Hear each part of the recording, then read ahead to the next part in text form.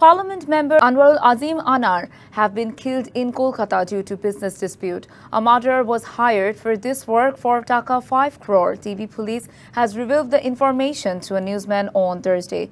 The police also informed that Amanullah, one-time leader of East Bengal Communist Party, led this brutal murder. His companions are Mustafiz, Faisal, Jihad and Siam helped him. However, the main planner is Anar's business partner Akhtaruzzaman Shahin. Committing the murder in Kolkata, Amanullah returned home with one of his accomplices by a plane on May 15th. Locals say that mastermind of the murder, Shahin's house, is in Kot Jatpur of Zinaida and he is a contractor by profession. His brother is a mayor there and Shahin had a business dispute with MP Anwarul Azim, added they.